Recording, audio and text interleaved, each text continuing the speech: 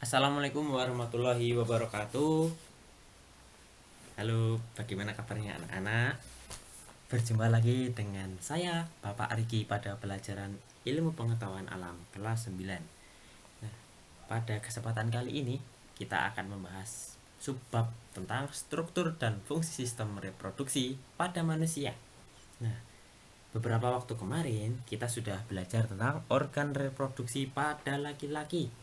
Oke, pada kesempatan kali ini kita akan kembali belajar, yaitu proses pembentukan sperma pada laki-laki. Oke. Nah, ada yang tidak asing dengan sperma? Sepertinya yang laki-laki ini sudah tidak asing dengan itu. Nah, baiklah. Spermatogenesis, tanda bahwa sistem reproduksi pada laki-laki telah matang adalah keluarnya air mani dari penis. Nah, ini e-book halaman 13 ya, e-book kita halaman 13. Nah, umurnya berapa sih ketika anak laki-laki itu sudah bisa mengeluarkan air mani? Ya, antara 10 hingga 14 tahun. Biasanya ditandai dengan mimpi basah, mengalami mimpi basah. Mimpi basah itu apa sih gitu? Mimpi basah adalah ketika anak laki-laki ini tidur, tiba-tiba celananya itu basah gitu, mimpi basah gitu. Nah, apakah sebenarnya air mani itu? Air mani merupakan campuran sel-sel sperma dengan getah-getah yang dikeluarkan oleh kelenjar reproduksi. Nah, mimpi basah itu merupakan air mani yang keluar ketika anak laki-laki tersebut tidur. Entah ini mimpi apa gitu kan ya, yang pasti nanti keluar.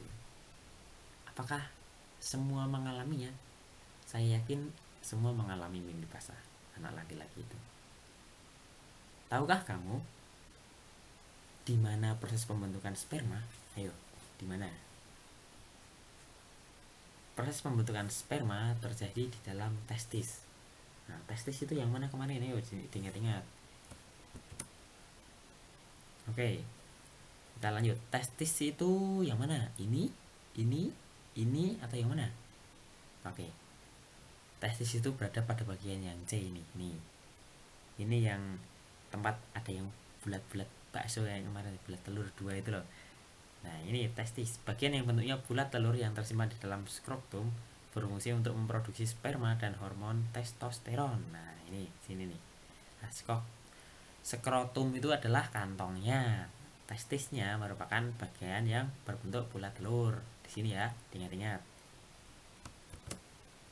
Nah, bagaimanakah proses pembentukan sperma yang terjadi di dalam testis? Agar kamu memahaminya, mari kita simak buku e-booknya halaman 13 hingga 14 ya. Proses pembentukan sperma disebut dengan spermatogenesis.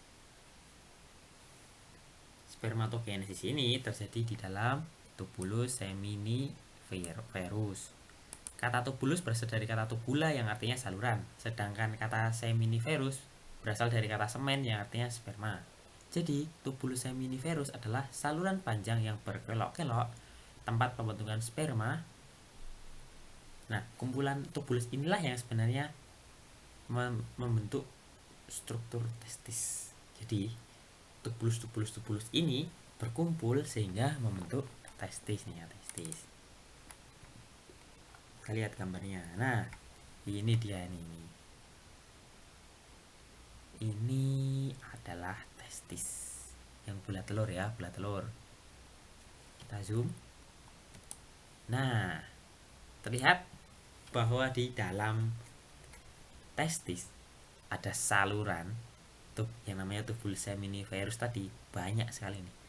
1, 2, 3, 4, 5, 6, 7, 8, 9, 10, 11 12, 13, 14, 15, 16, 17. Ada 17 saluran lebih ini ya. Nah, ini berkelok-kelok ini sangat banyak. Nah, ini testis. Terus ini tubulus seminiferusnya ini kalau diperbesar ya, ini ya. Ini diperbesar. Nah, ketika dipotong di bagian sini, penampangnya sini, terlihat bahwa tubulus seminiferusnya tuh bentuknya seperti ini nih. Oke. Selanjutnya, ketika ini bagian yang hitam-hitam ini kita perbesar, nah kita akan dapat gambar yang sebelah kanan. Ada spermatogonium, spermatosit, spermatosit sekunder, spermatid, dan spermatozoa.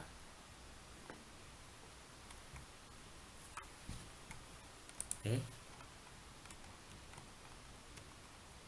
Kita lanjut nih. Proses pembentukan sperma pada saluran tersebut terjadi secara bertahap, diawali dengan indukan sperma atau spermatogonium. Ingat ya, spermatogonium itu indukannya yang bersifat diploid atau 2N. Di itu 2.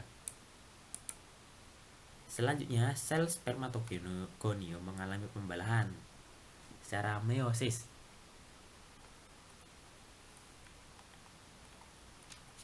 Diferensiasi atau perkembangan sehingga terbentuk sel spermatozoa yang memiliki ekor nih, spermatozoa nih yang punya ekor. Ini tidak asing nih yang punya ekor nih biasanya. Sel sperma yang terbentuk bersifat haploid atau N. Ini N. Satu kan, ini satu. Agar kamu lebih memahami proses spermatogenesis, perhatikan gambar berikut. Nih gambarnya tadi.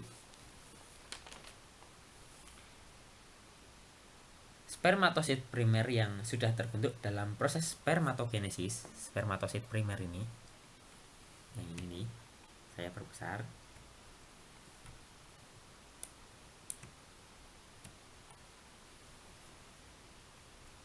Spermatosit primer yang terbentuk dalam proses spermatogenesis membelah diri secara meiosis menjadi spermatosit sekunder. Nah, ini membelah diri secara meiosis ya, menjadi spermatosit sekunder yang sifatnya tetap dan memiliki sifat haploid yang mempunyai 23 kromosom. Ini ada 23 kromosom di sini, di sekunder nih. Kemudian spermatosit sekunder membelah lagi secara meiosis menjadi spermatid. Nah, setelah ini membelah.